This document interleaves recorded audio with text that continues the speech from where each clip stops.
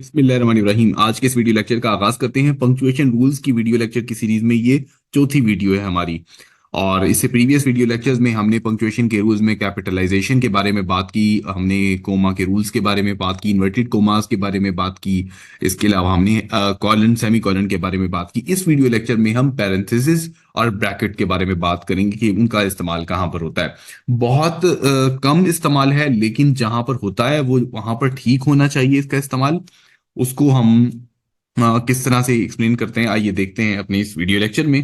और इस traditional classroom में अगर इसी लेक्चर को पढ़ाया जाए तो मेरे अंदाजे के मुताबिक तकरीबन घंटा भी लग सकता है। इसी एक्सप्लेनेशन को लिखा जाए, डिस्प्ले किया जाए, फिर एग्जांपल्स के साथ वाजे किया जाए। तो इसलिए इसको बड़ा प्रिसाइज करके मुख्तसरन जितना हो सके उसको एक्सप्लेन करूंगा। Parenthesis and brackets.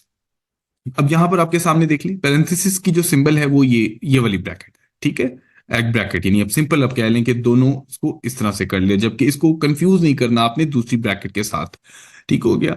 और इनको इंटरचेंजेबली अपने इस्तेमाल नहीं करना। अब इनके बारी बारी इनके फर्क के बारे में देखते हैं। पैरेंथेसिस वाली ब्रैकेट का पहला रूल क्या है कि आप इसको कोई क्लोज इंफॉर्मेशन कोई प्रोवाइड करनी हो आपने, जो क्लैरिफिकेशन दे रही हो ठीक है, पूरे जुमले के साथ। और याद रखिएगा उसमें जब आप क्लैरिफिकेशन के लिए ऐड करेंगे तो पहला लेटर कैपिटल नहीं होना चाहिए। He finally answered that he did not understand the question. अब आपने देखा ही फाइनली आंसर्ड, ये जो है दर हकीकत में इसके साथ कनेक्ट है। एक तो ये देख लें आप, ये इंटरकनेक्टेड है। और बीच में एक इंफॉर्मेशन हमने ऐड की कि after taking 5 minutes to think that he did not understand the question. एक चीज आपने ध्यान में रख ली है कि बीच में कोई ऐसी इंफॉर्मेशन प्रोवाइड करना जो कि क्लैरिफिकेशन प्रोवाइड कर रही हो, मजीद इंफॉर्मेशन दे रही हो, तो उसको हम बीच में जो है पैरेंथेसिस के साथ ऐड करेंगे। इसको पैरेंथेसिस बोलेंगे, ब्रैकेट नहीं बोलेंगे इसको। एक चीज का आपने और भी ख्याल रखना है कि अगर यहां पर और यहां पर इंडिपेंडेंट क्लॉज आ रही हो, या इस तरह का कोई जुमला आ रहा हो कि इन दोनों का आपस में राब्ता इतना ज्यादा क्लोज ना हो, तो फिर आपने जहां पर ब्रैकेट क्लोज हो रही है उसके बाद कोमा लगाना है। आगे चलकर मिसाल भी दूंगा। If material is in parenthesis ends a sentence the period goes after in the parenthesis। कि अगर जो मटेरियल है वो पहले खत्म हो रहा है, यानी जैसा कि आपके सामने है यहां पर एंड हो रहा है, तो जो फुल स्टॉप है वो जो है बाहर आना चाहिए, पीरियड जो है वो बाहर आना चाहिए। एक और चीज की भी मिसाल है, ये है कि अगर सेपरेटली एक इंडिपेंडेंट जुमले के तौर पर जो है इस्तेमाल किया गया है, पैरेंथेसिस के अंदर कोई बात इनक्लोज है और वो सेपरेट जुमला है, इनफरादी तौर पर इट कैन स्टैंड अलोन, ठीक है, और जुमले के आखिर में आ रहा है, तो फिर उसमें आप फुल स्टॉप जो है वो इस्तेमाल करेंगे। ठीक है, उसमें आप फुल स्टॉप इस्तेमाल करेंगे। उसको हम देखेंगे अगली वाली स्लाइड में कि कहाँ पर इस्तेमाल करेंगे, खासतौर पर वो जुमला जिसमें सेपरेट एक आ रहा है। अब वो कह रहा है कि अगर मटेरियल कोई बात आपने बतानी है, जैसा कि आपके सामने ये में नाइस बोनस आपके सामने कि आपने किसी चीज को बताना है कि कितने उसने रकम दी, कितनी चीज बताई, आपने इसको इनक्लोज किया और उसके बाद जो है वो फुल स्टॉप ऐड किया जा रहा है, यानी बात को मुकम्मल करने के बाद। ठीक है, सेंटेंस खत्म हुआ, सेंटेंस खत्म होने के बाद उसको ऐड किया जा रहा है। Full stop goes inside the parenthesis. अगर इंटायर सेंटेंस जो है वो पेरेंथेसिस के मुतालिक, इंटायर सेंटेंस से मुराद मुकम्मल जुमला पेरेंथेसिस के अंदर है, तो फुल स्टॉप अंदर आएगा। ठीक है, और फिर आपने बाहर इसलिए लगा दिया मुकम्मल उसको क्लोज करने के लिए। ठीक हो गया। अगर एक पूरा इंडिपेंडेंट जुमला अंदर है तो फिर फुल स्टॉप अंदर और फिर पैरेंथेसिस के साथ आपने इसको क्लोज कर दिया और एक फुल स्टॉप बाहर लगा दिया, ताकि ये बताने के लिए कि अब स्टेटमेंट मुकम्मल है। अगर एक मुख्तसर सी इबारत है कि उसने मुझे 10 रुपए दिए, 20 रुपीज दिए, या ही गेव मी रुपीज 10, और ये अगर जुमले के आखिर में आ रहा है तो यहां पर आप फुल स्टॉप लगाएंगे। ठीक हो गया। और अगर मुकम्मल सेंटेंस है तो आप उसके अंदर फुल स्टॉप लगा सकते हैं और फिर उसके बाद ब्रैकेट के साथ उसको पैरेंथेसिस के साथ क्लोज कर सकते हैं। Take care to punctuate correctly when punctuation is required. यहां पर मिसाल देखिए जरा, you are late are not you, और फिर क्वेश्चन मार्क अंदर है और उसके बाद उसको फुल स्टॉप लगाया गया बाद में। उसके क्वेश्चन मार्क लगाने के बाद पैरेंथेसिस के साथ लोड किया गया है। Question mark with in the parenthesis का मकसद क्या है? जो पीरियड आया है पैरेंथेसिस के बाद वो इसलिए जरूरी है ताकि ये बताया जा सके तमाम सेंटेंस जो है उसको बंद कर दिया गया है, क्लोज कर दिया गया। अगर यहां पर फुल स्टॉप क्लोज कर दिया जाए, अगर यहां पर फुल स्टॉप को हटा दिया जाए, मिटा दिया जाए, तो ये जुमला इनकम्प्लीट तस्वर होगा। क्या तस्वर होगा? इनकम्प्लीट। और अगर इस वाले सवालिया को उठाकर पैरेंथेसिस के बाहर लगा दिया जाएगा तो ये फर्ज किया जा सकता है कि ये पूरा जुमला ही सवालिया है, जो कि गलत बात है, क्योंकि पहली वाली स्टेटमेंट तो सवालिया नहीं है ना। पहली वाली स्टेटमेंट सवालिया नहीं है, लेकिन दूसरी वाली स्टेटमेंट सवालिया है, इसलिए क्वेश्चन मार्क को पैरेंथेसिस के अंदर इंक्लोज किया गया है।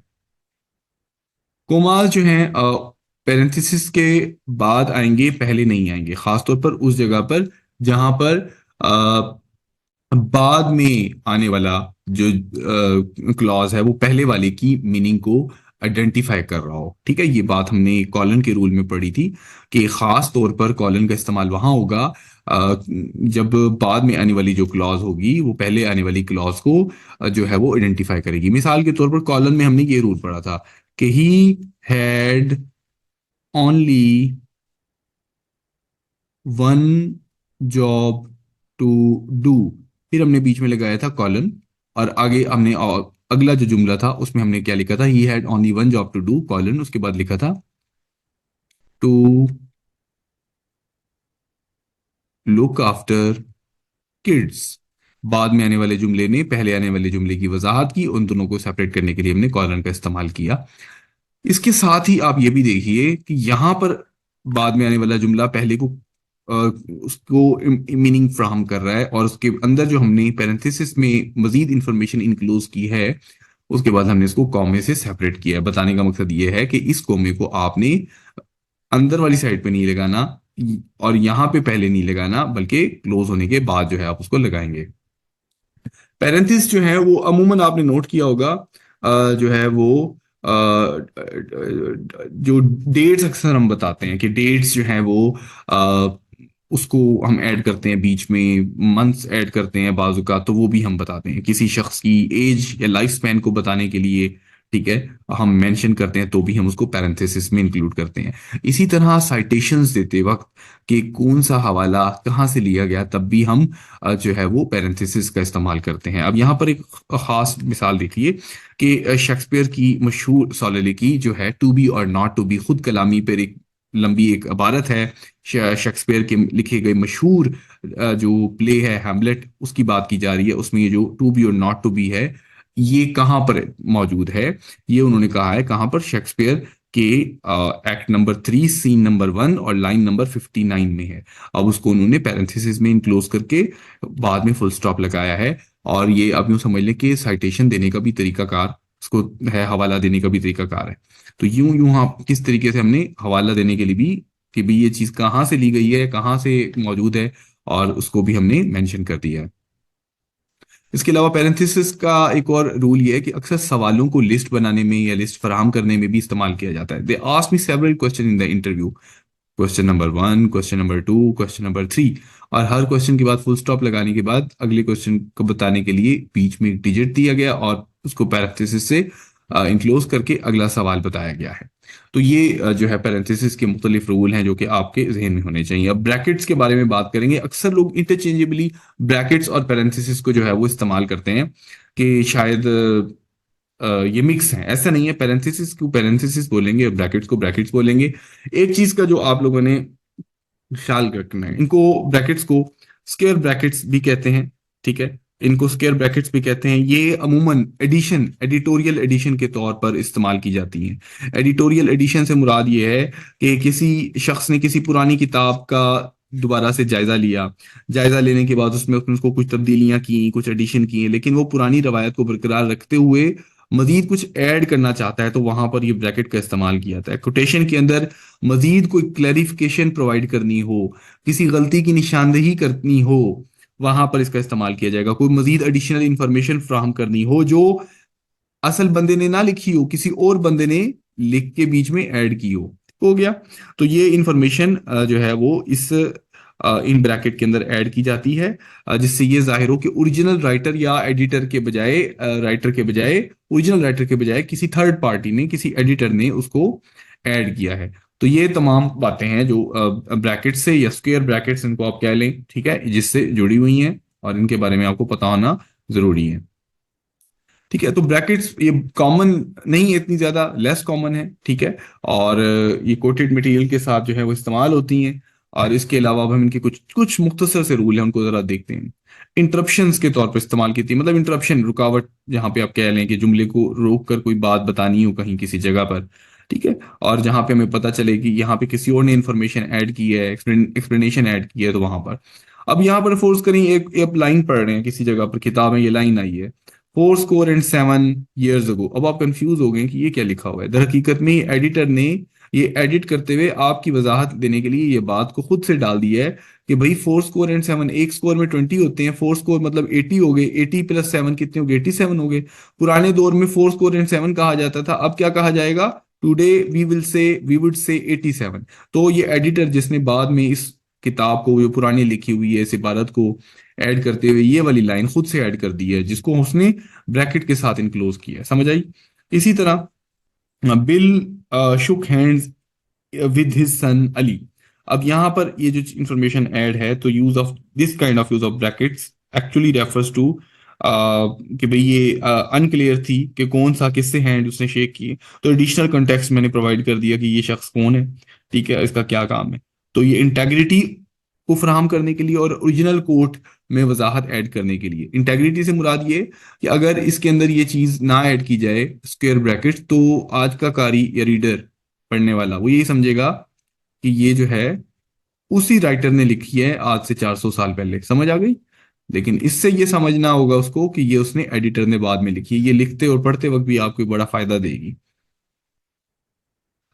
जब भी कोई आपने पुरानी इबारत पढ़ी किसी पुरानी लाइन में से, और आपको लगा कि भी आपने एडिटर से कोई 400 300 साल पहले कोई नावल था उसका मुताला किया, उसमें कोई गलती आ गई, आप उसको रिप्रोड्यूस कर रहे हैं, तो आप ये जो SIC, सिख कह लें आप इसको, जिसको लैटिन में 10 कहते हैं, ठीक है, जो कि शॉर्ट हैंड है किस चीज का, कि ओरिजिनल मटेरियल ऐसे ही लिखा गया है, तो आप वहां पर ये ऐड करेंगे। मिसाल के तौर पर आपने ये लाइन पढ़ी कि पुरानी लाइन है, ये लाइन फर्ज करें 18वीं सदी में से कोई एक नॉवल की एक लाइन है, चलिए पढ़ते हैं इसको।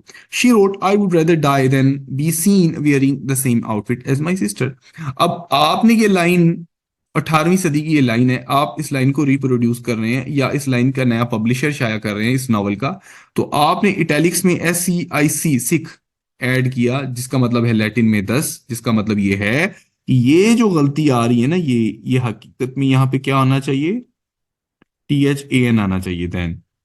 तो ये गलती को हाईलाइट करने के लिए उन्होंने इस ग्रामर की मिस्टेक को हाईलाइट करने के लिए SIC लगा दिया है कि ये ट्रांसक्रिप्शन का एरर नहीं है, ये टाइपिंग का एरर नहीं है, ये बल्कि ओरिजिनल टेक्स्ट में मौजूद है एरर, और उसको हमने वैसे ही लिख दिया है। समझ आ गई। इसको इटैलिक्स में SIC लिखेंगे, SIC इटैलिक्स में लिखेंगे, ब्रैकेट्स को इटैलिक्स में आप नहीं करेंगे। ठीक हो गया। तो ये जो लफ्ज है इंडिकेट करता है कि यहां पर देन जो है मिस्टेकनली यूज किया गया है देन की जगह, तो यहां पर क्या आना चाहिए, THAN आना चाहिए। लेकिन चूंकि उस दौर के राइटर ने THEN लिख दिया, तो हम भी वैसे ही लिख रहे हैं इसको, लेकिन गलती की निशानदेही करने के लिए SIC लिख दिया गया। और मिसाल देखें, Robert stated dolphin is sick beautiful animal. अब ये पुरानी एक इबारत में से लाइन दी गई है, तो डॉल्फिन के साथ आर आना चाहिए, तो इसलिए चूंकि उन्होंने चेंजिंग करना मुनासिब नहीं समझा, तो SIC यहाँ पे लिख दिया है, जिसको आप इटैलिक्स में लिखेंगे, यहाँ पे नहीं लिखा हुआ, ठीक है, इटैलिक्स में लिखेंगे। और मिसाल देख लें आप कि ओरिजिनल लाइन आपने कोई पढ़ी है, the article discusses various topics, तो उसको जब आप करेक्शन करेंगे, तो आर्टिकल, एक तो स्पेलिंग ठीक कर दिया आपने उसका, ठीक हो गया, तो ठीक है, यहाँ पर CLE, यहाँ पे ये वाला आना चाहिए था, आर्टिकल, ठीक हो गया, the article discusses various topics, तो आप वहां पर उसको हु बहू वैसे ही रखते हुए जो है चेंजिंग कर सकते हैं। मैं आपको थोड़ा सा समझा देता हूँ, यहाँ पर ऐसे लिखा होगा, CAL, ठीक हो गया। तो जहां पर कोई गलती होगी, मिस्टेक होगी, उसको वहां पर इटैलिक्स में आप इस तरीके से लिख के वाजे कर देंगे कि इससे जो पीछे वाली वर्ड है उसमें मिस्टेक है, हमने उसको वैसे ही रिप्रोड्यूस कर दिया है। ब्रैकेट्स इसलिए भी यूज की जाती हैं ताकि एक्सप्लेन किया जा सके किसी भी सेंटेंस के किसी हिस्से को जो कि मौजूद नहीं है किसी कोटेशन के अंदर। कोटेशन चेक किए, I read that novel in the high school, अब उसको वाजे करने के लिए the Great Gatsby. Liza said dash can't believe he is here. अब उसको वाजे करने के लिए जो है वो आप जो है ना उन्होंने ब्रैकेट का इस्तेमाल कर दिया है। तो यहाँ पे ऐसी चीज कोटेशन में, खास तौर पर कोटेशन में किसी बात को क्लैरिफाई या वजाहत करने के लिए जो कि उस जुमले का हिस्सा ना हो, उसमें हम इसका इस्तेमाल करेंगे ब्रैकेट का। के साथ ही हमारा आज के लेक्चर अख्ताम पजीर होता है। अगर आपने कोई सवाल पूछना है, कोई फीडबैक देनी है, तो आप ज़रूर जो है वो मुझे दीजिए। एनाटॉमी ऑफ लिटरेचर को सब्सक्राइब कीजिए, इस वीडियो को अपने स्टूडेंट के साथ या अपने क्लास फेलोज के साथ ज़रूर शेयर कीजिए। इसके बाद जो है हमारा जो लेक्चर होगा वो एलिप्सिस, मार्क और एक्सक्लेमेशन के ऊपर होगा, और उसको भी ज़रूर देखिएगा। ये पूरी पंक्चुएशन की सीरीज़ है, इसको ज़रूर देखिएगा। मेरे चैनल को ज़रूर सब्सक्राइब कीजिएगा। अपना ख्याल रखिए। अल्लाह हाफिज़। अस्सलाम वालेकुम।